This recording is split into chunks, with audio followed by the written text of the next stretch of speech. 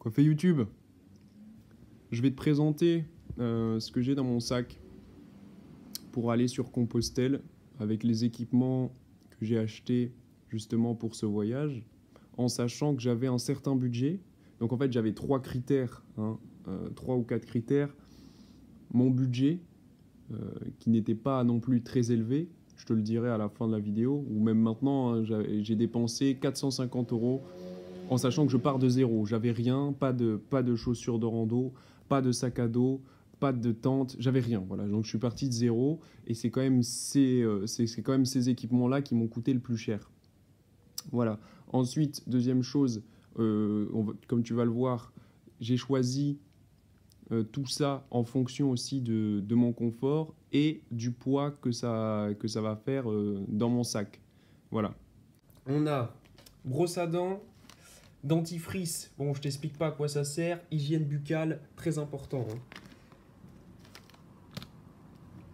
Ensuite, le gant de toilette, c'est pas indispensable mais moi j'aime bien.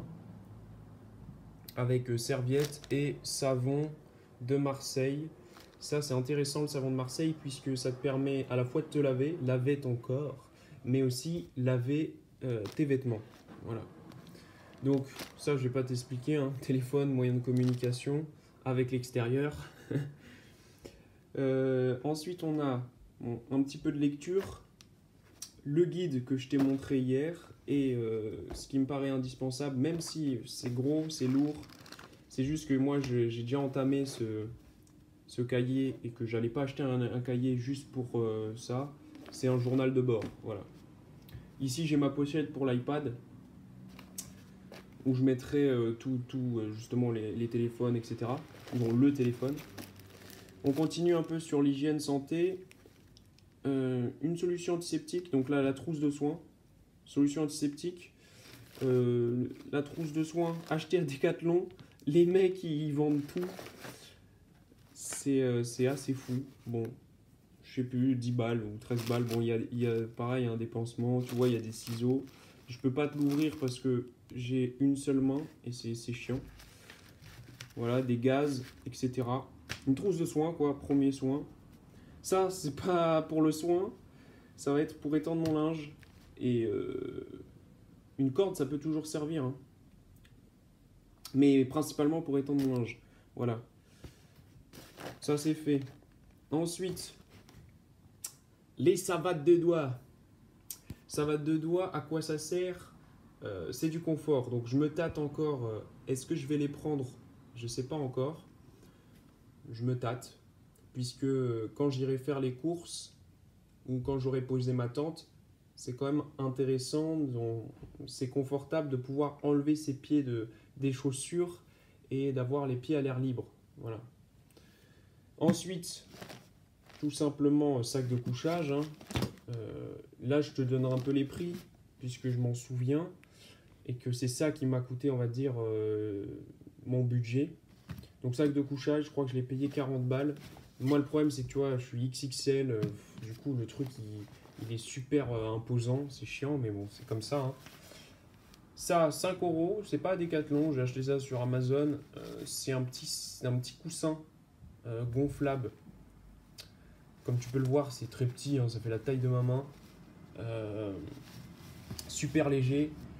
Et franchement, je dirais même que c'est indispensable pour ce genre de distance où il faut quand même que ton corps récupère si tu dors pas très bien, en sachant que je vais pas récupérer totalement sur mes nuits puisque forcément je dors quand même dans une tente, donc il faut quand même un minimum de confort pour que je puisse récupérer un maximum justement. On reste toujours sur l'équipement de la tente, forcément hein, le tapis de sol et bien sûr la fameuse tente qui m'a coûté 80 €. Donc c'est pas cher, mais bon, forcément à ce prix-là, c'est pas une tente très très de qualité, on va dire. C'est une tente une place, mais bon, elle pèse quand même son poids, ça veut dire elle fait 1 kg, 1,8 kg, je crois, si je dis pas de bêtises. Donc ça pèse quand même son poids. 1,8 kg, voire 2 kg, je dirais même. Hein. Ça c'est fait. Ensuite, il nous reste quoi? C'est le bordel. Ça, c'est les seuls vêtements que j'aurai dans mon sac. C'est tout simple, il y a une paire de chaussettes, un t-shirt, un slip, un pantalon. Non, c'est même pas le pantalon, c'est les manches du pantalon. Je sais pas comment on peut dire ça. Et un pull. En gros, je vais faire des roulements. J'aurai un t-shirt sur moi, forcément, un short, les slips, etc. Et le lendemain, en fait, je laverai ce que j'avais sur moi et puis je mettrai les rechanges. Voilà. Le poncho, forcément pour la pluie, hein, tu l'as vu. Pas besoin de préciser. Ensuite, on passe sur. Voilà, ça c'était plus équipement. Ah, bah tiens, pour finir, équipement. Je rigole parce que tu le vois là dans l'écran, mais. Donc, une lampe frontale. J'aurais dû prendre un dynamo, c'est bête, parce que dynamo, au moins ça te permet de ne pas ramener des piles et en plus, tu vois, bon, c'est plus intéressant, mais j'ai été débile sur ce coup. Un petit couteau, tout simplement, pour couper, ça paraît logique, c'est indispensable en bivouac. Et ça, c'est pas indispensable, mais ça l'est pour moi, puisque je veux faire du feu. Donc, il va falloir couper du bois. Et pour couper du bois, à La Réunion, on utilise le sabre à canne. Alors, ça, c'est traditionnel ou culturel, tout ce que tu veux. C'est mon délire. Je voulais mon sabre à canne pour couper mon bois. Voilà. C'est mon caprice. Donc ça, t'es vraiment pas obligé d'avoir, hein, franchement. Je pense pas. Pareil, là, il y a sûrement moyen d'enlever des trucs. J'ai mis ça comme ça. C'est un peu les encas mangés sur la route. Tu vois. Bananes séchées.